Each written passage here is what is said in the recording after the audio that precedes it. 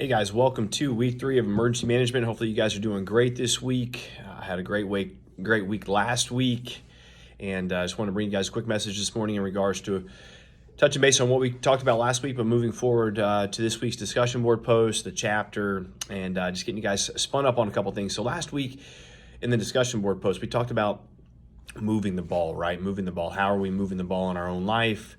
Is that ball even moving? Is it stagnant? Is it moving backwards? Whatever it might be. So you guys did a great job in response to your answers. Everybody came with their own perspective as far as what moving the ball truly was, how they were doing that at the same time. Some of you tackled the job you were doing at the same time while going to college. Some of you talked about personal things you were working on in your life while pursuing a degree.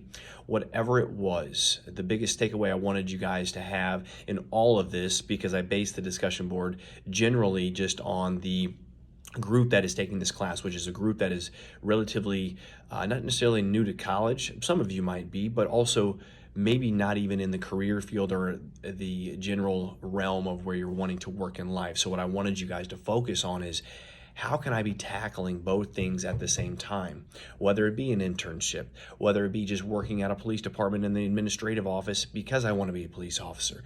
Every little decision that we're making, big or small, is moving us towards that actual objective that we're trying to do.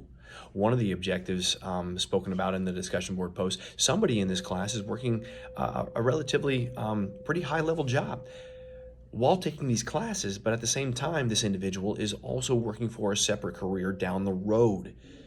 So all of these things are possible. It's just a matter of how much we want to prioritize what we're ultimately wanting to do in our life. There's a saying I heard a couple of years ago, and it was talking about moving the dirt. Just move the dirt daily, whether it's one shovel scoop, right?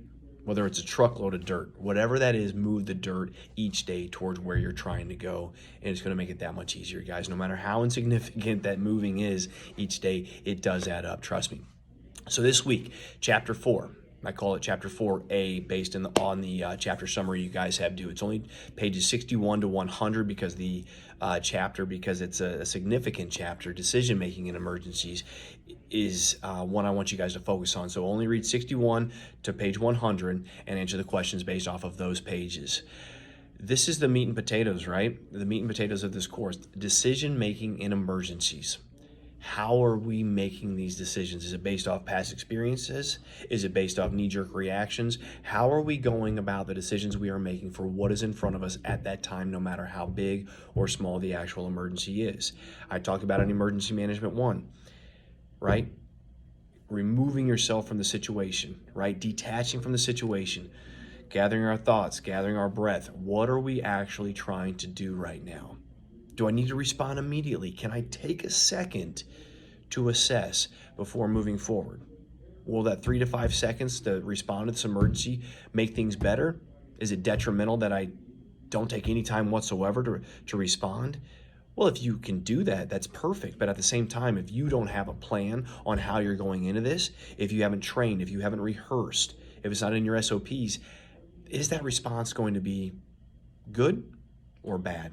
So something to think about when we're making these decisions, which leads us to the discussion board post.